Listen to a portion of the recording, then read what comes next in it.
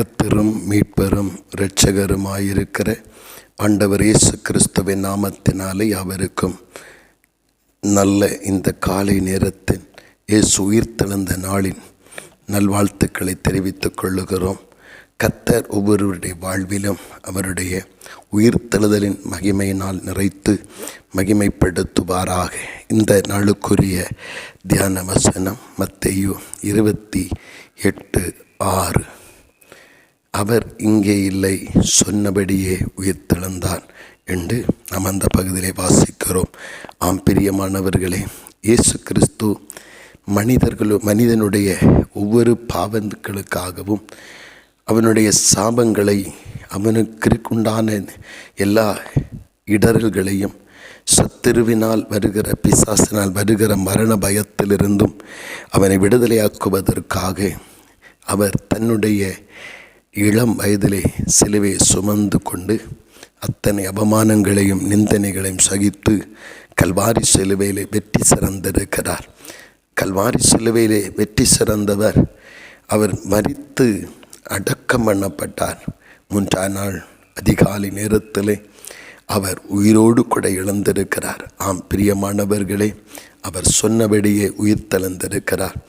நம்முடைய வாழ்விலும் அவரை பின்பற்றுகிற தேவ பிள்ளைகள் ஒவ்வொருவரையும், அவரை விசுவாசிக்கிற ஒவ்வொருவரையும், இப்பொழுது நாம் சந்திக்கிற, இப்பொழுது நாம் தேவ சித்தத்தின்படியாய் நம்முடைய வாழ்விலே நாம் அனுபவிக்கிற எல்லா நிந்தைகளையும், அவமானங்களையும், போராட்டங்களையும், எல்லா பாடுகளையும் நம்மிலிருந்து மாற்றி இயேசு எப்படி 3ஆம் நாளிலே உயிரோடு கூட எழுந்தாரோ அதை போல நம்முடைய வாழ்விலும் அவருடைய உயிர்த்தெழுதலின் மகிமை அப்படியே நம்மை நிரப்பி நம்மையும் எழும்பச் செய்யும், நம்மையும் பலப்படுத்தும், நம்மையும் மகிமைப்படுத்தும்.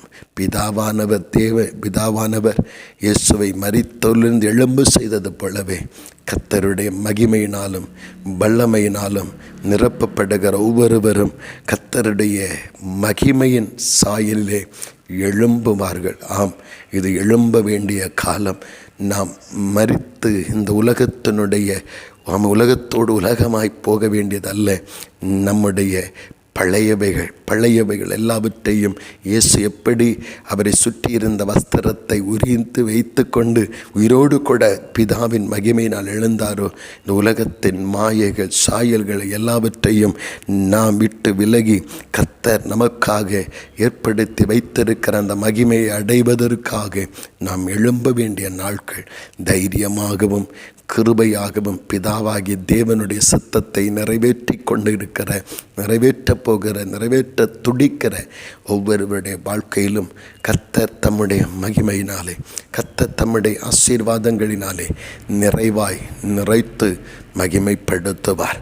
இக்காலங்கள் நாம் மௌனமாயிருந்து நாம் ஒரு விசத்த நிலைமையில் அல்ல, கிறிஸ்துவின் மகிமையை அடைவதற்காக பிதாவின் வல்லமையால் நிறைந்து எழும்ப வேண்டிய நாட்கள்.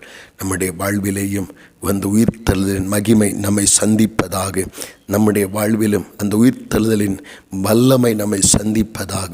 எங்கெல்லாம் நம்மை முடக்கி ஒடுக்கி அடக்கி வைக்கப்பட்டிருக்கிறதோ அவைகளெல்லாம் திறக்கப்பட்டு இயேசு கிறிஸ்துவின் உயிர்த்தெழுதலின் சாயல் இணைக்கப்பட்டவர்களாய் வெளியே கிளம்பி கர்த்தருடைய மகிமையால் நிரம்ப கர்த்தர் அனுக்கிரகம் செய்யட்டும். கர்த்தருடைய நாமத்தினால் இனி நம்முடைய வாழ்வை, நம்முடைய ஜீவிதத்தை எந்த அந்தகாரத்தின் நுகங்களும் மூடாதபடிக்கு கர்த்தருடைய உயிர்த்தெழுதலின் மகிமை ஒவ்வொருவரை நிரப்பட்டும். கர்த்தர் தம்முடைய மகிமையினாலும் வல்லமையினால் நிறைத்து இன்றைக்கும் என்றைக்கும் இந்த உயிர்த்தெழுதலின் மகிமையினாலே என்றைக்கும் கர்த்தருடைய சாட்சிகளாய் நிற்க கர்த்தர் ஒவ்வொருவருக்கும் அனுக்கிரகம் செய்வாராக.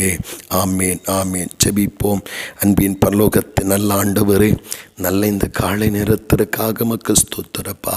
உயிர்த்தெழுதலின் மகிமையினாலே எங்கள் வாழ்க்கை நிரப்பப்பட்டு பழையவைகளை எல்லாம் ஒழிந்து களைய வேண்டியவைகள் எல்லாம் களைந்து உரிந்து கொண்டு பிதாவின் மகிமையினால் இயேசு உயிர்த்தெழுந்தது போல இந்த உலகத்திலே நாங்களும் ஆண்டவருடைய மகிமையினால் எழும்பி கர்த்தரை பிரகாசிக்கப்பட, வாழ்வின் நன்மைகளால் நிரப்பப்பட கர்த்தருடைய உயிர்த்தலின் மகிமையினாலே ஆண்டவரே இன்னும் பிதாவின் சித்தத்தை இன்னும் உற்சாகமாய் நிறைவேற்ற கிருபைகளை தாரும். அந்த மகிமையின் மேல் மகிமை அடைகிற பாக்கியத்தை தாரும். அப்படியே நீங்கள் செய்கிறபடியாய் ஸ்தோத்திரம்.